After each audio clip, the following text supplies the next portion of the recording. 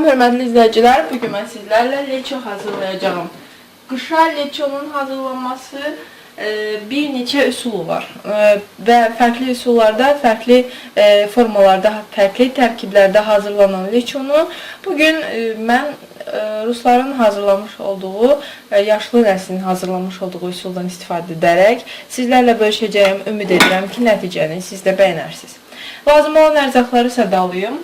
2 kilo pomidor, 12 ədəd biber götürmüşəm, 8 ədədi yaşıl, 4 ədədi qırmızı bolqar biberidir. Deməli, 6 ədəd orta ölçülü yer kökünü rəndələmişəm. 10 ədəd soğan, orta ölçülü soğanlar soyulubdur. Soğanın burasını saxlamamın səbəbi var, bunu sizinlə bölüşəcəyim. Əgər 9% uksusunuz varsa, yəni sirkəniz varsa, ondan 1 stəkan istifadə edəcəksiniz.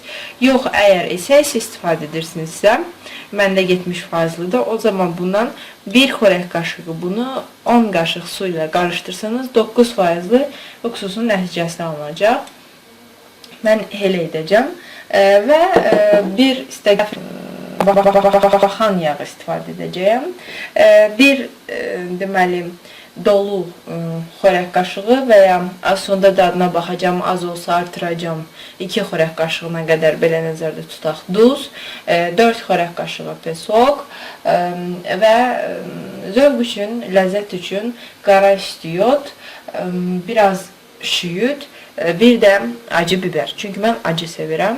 Hər nə qədər leço şirin dadır və şirin daha ləzzətli deyilsə də, Azərbaycan ağız təamına görə mənə elə gəlir ki, çox şəkərli turşu növünü, marinat növünü o qədər də sevmirik.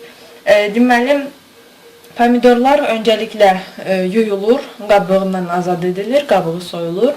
Qaynar su töküb üstünə o formada da soya bilərsiniz. Əgər nazik qabıqsa, yox, əgər qalın qabıqsa qaynar suya salın.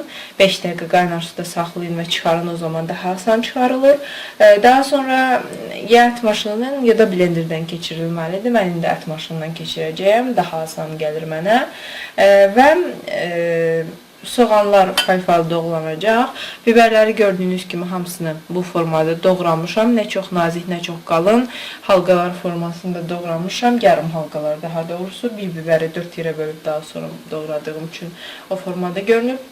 Yer kökünü istəsəniz blenderdən, yox, üzr istəyirəm. İstəsəniz tyorkanın iri gözündən, yəni rəndənin iri gözündən, istəsəniz bu alətin bu hissəsindən keçirə bilərsiniz. Bu hissədən keçirsəniz uzun formada olacaq, ancaq sərt olacaq. Onu qaynatmaq üçün vaxt çox lazım olduğu üçün və hazırda da gecə olduğu üçün körpəm gündüz körpə ilə yəni hazırlamaq biraz çətin olur. Ona görə mən gecə hazırlayıram və onun üçün mən bu günlərim rəndədən keçirmişəm. Rəndənin iri gözündən bu şəkildə keçirəcəksiniz və nəticə olduqca ləzzətli alınacaq.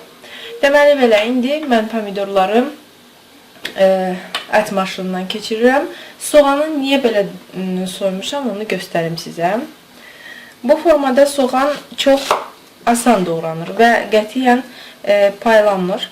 Belə deyim, buradan tutacağınız təqdirdə başqa vaxt soğan dağılırdı, eləmi? İndi dağılmayacaq və çox nazik olmayan bu şəkildə halqalara ən sonda bunu ayırıb atacağıq.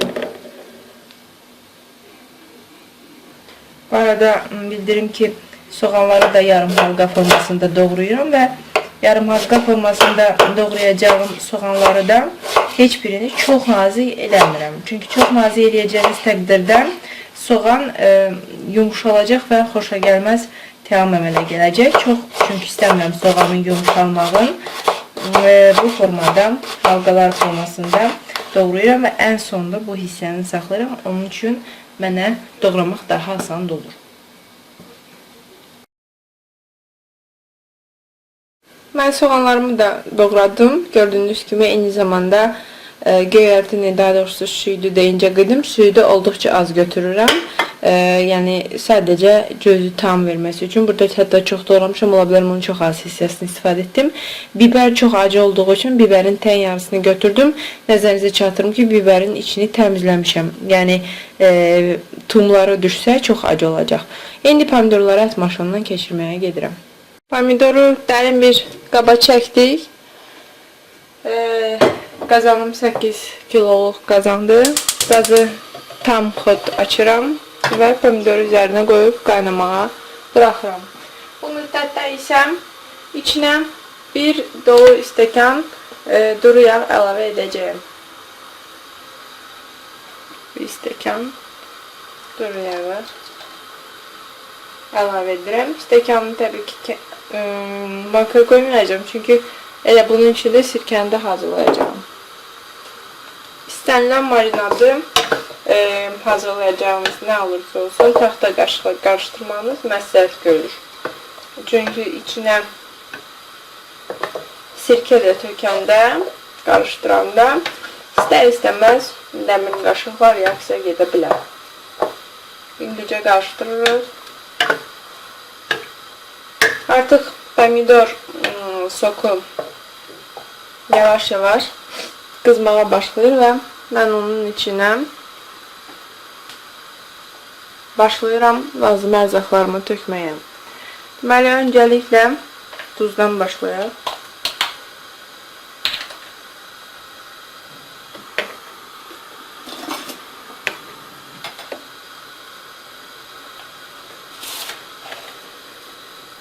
Hələ ki bir xörək qaşığı,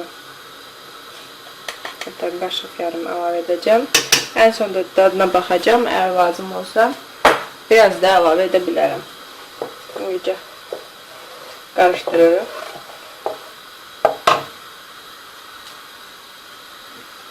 Şeker tozunu əlavə edək. Şeker tozunu əslində düzünü deyim ki, reseptdə 1 stəkandır. Yalnız 1 stəkan şeker tozu plus yer kökünün şirinliyi mənə elə gəlir ki, çox şirin olacaq. Çünki bizim yerlərin pomidorları da şirin olur. Ona görə də mən bu dəfə 2 qaşıq şeker tozu istifadə edəcəm.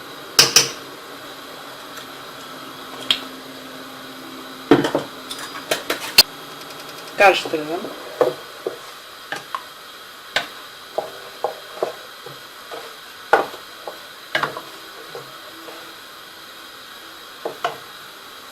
Tam qaynamağını gözləmək lazım deyil. Yavaş-yavaş ərzaqlara əlavə edirəm. Təbii ki, soğan gəlir.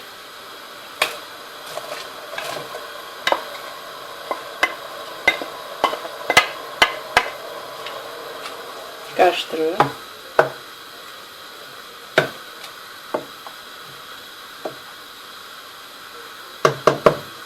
Və qaynamağa buraxır. Bu müddətdə mən sizlərlə sirkəni hazırlayacağım. Evində uksusu olub. 9% sirkəsi olmayanlar. 9% sirkəniz varsa yarım stəkan 9% sirkə əlavə edə bilərsiniz. Uksusu olanlar, deməli 10 xörək qaşığı ilk öncə suyu tökək. 1 stəkana 10 xörək qaşığı su tökün. Suyu tökdüm, amma uksusu hələ əlavə etməmişəm. Çünki gördüm ki, pomidorlardan səs gəlir. Artıq o qaynamağa başlayır. Demək, işin içinə biber və yer kökü də artıq qatılmalıdır. Biberimi də tökdüm. Yer kökümü də tökürəm.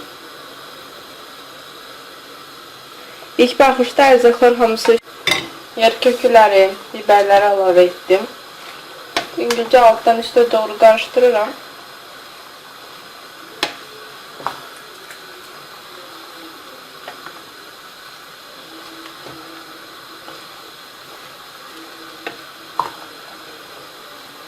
Bu şekilde.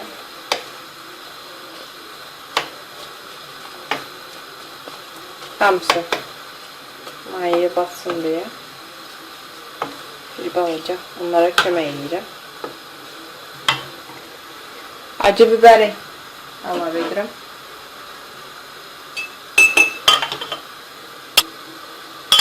Hələ göyərtini salmırıq.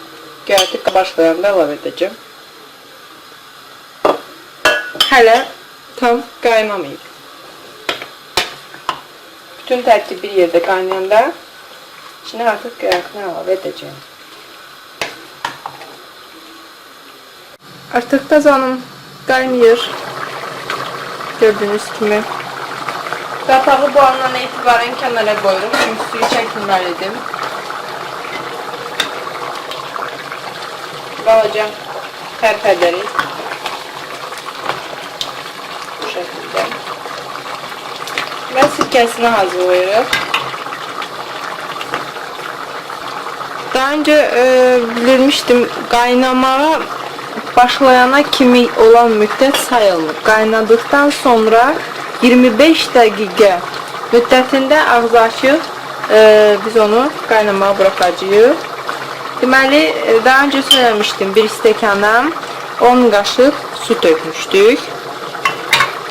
10 xörək qaşığı. Üzərinə bir dolu xörək qaşığı sirkə əlavə edəcəyim. Eğer 9% sirkeniz varsa, ondan hemen 9% sirkeden ya bu 10 qaşıq su gördüğünüz miqdar mı var mı?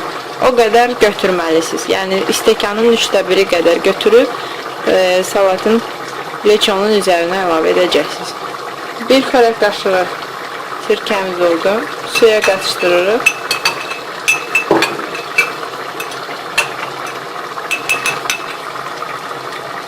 Hazır sirkəni leçoya əlavə edirik.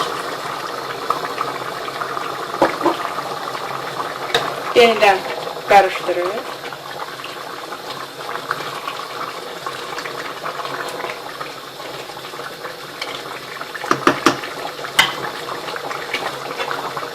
Yaxşı olar ki, bu həddə dadına baxıb, əgər tuzu, istiyotu xoşunuza gəlmirsə, əlavə edəsiniz.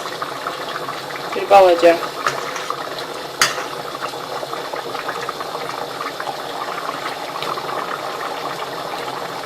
Yaxşıdır, ancaq biraz daha duz əlavə etməliyəm.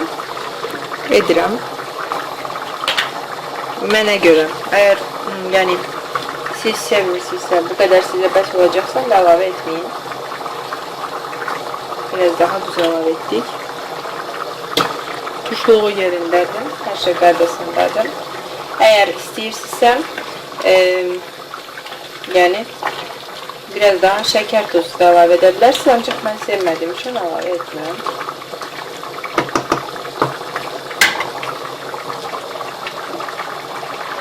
Üzərinə indi südümüzdən də mən bu qədər mənə gəlir bəsdir. Dökürəm. Təam üçün istəyirsinizsə bir ədəd Raziyaköyəndən dedik, mixək. Bir ədəd mixək əlavə ediləcək. Mən də onu sizin üçün çıxaracağım buradan. Marketlərdə leço üçün pripravalar satılır. Ancaq biz bu dəfə təbii sudan istifadə edirik. Deməli, ovcumun içində təxminən belə deyim 6-7 ədəd raziyana var. 4-5 ədəd karastiot var. Bir ədəd mixək var. Sadəcə təam olsun deyə əlavə edirik.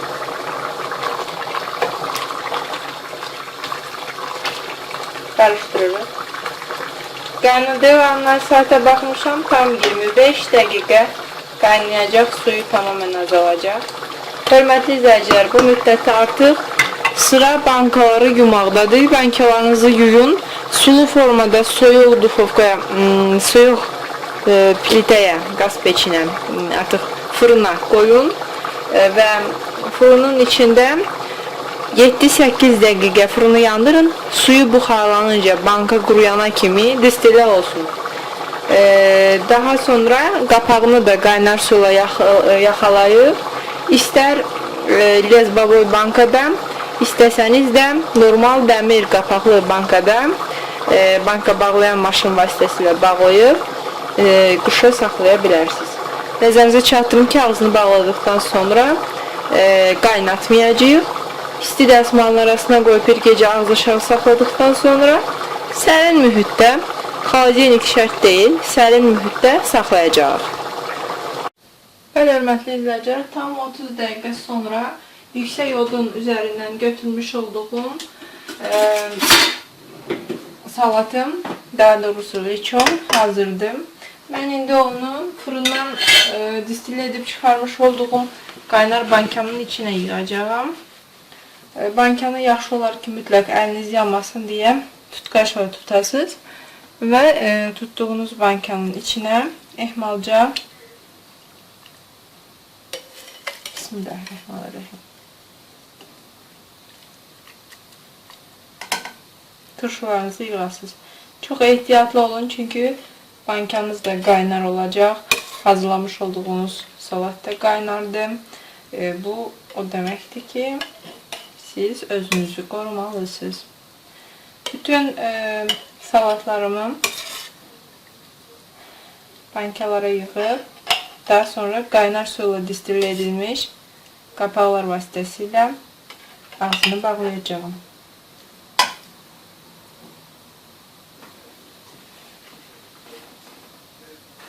Bəli, hörmətli izləyicilər, 3 ədəd 750 qramlıq banka ilə bir leçom hazırdır.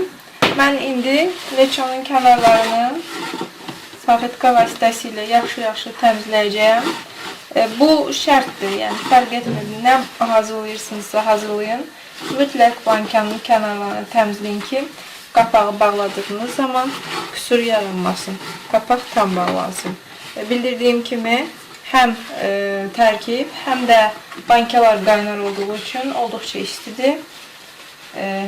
Ona görə də çox soyumadan tezcə qapağın kənarlarını təmizləyib bankanın ağzını bağlamalıyıq.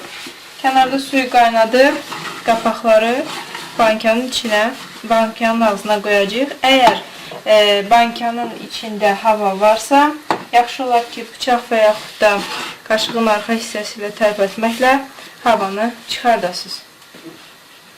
İzləyicilər, işlədəcəyiniz qapaqlar təzə olmalıdır. Əgər lezbovoy qapaq işlədirsinizsə, fərq etmir, bunlar da təzə olmalıdır. Dəmir qapaq təbii ki, istisnasız təzə olmalıdırlar. Qaynar suya salıb istifadə edəcəyik. Qış üçün leçomuz hazırdır. Ağzını bağladıqdan sonra ağız aşağı çevirməklə bankalarımızın üzərini isti dəsmalla bağlayıb bir gecə qaynar mühitdə saxlayacağıq. Daha sonra sərin yerdə saxlanmaq şərti ilə 1 il istifadə müddəti var. Hörmətli izləyicilər, mənim hazırlamış olduğum tərkibdən 3 ədəd 750 qramlıq banka ilə bir leço çıxdı. Ümid edirəm ki, siz də qış üçün belə ləzzətli hazırlıqları görər və qışda ağız ləzzəti ilə qidalanarsınız. Yaxında yeni, daha ləzzətli, daha fərqli reseptlərlə sizlərlə birlikdə olmaq ümidi ilə. Dəyərli zamanınızı ayırıb bizi izlədiyiniz üçün minnətdarıq. Hələlik.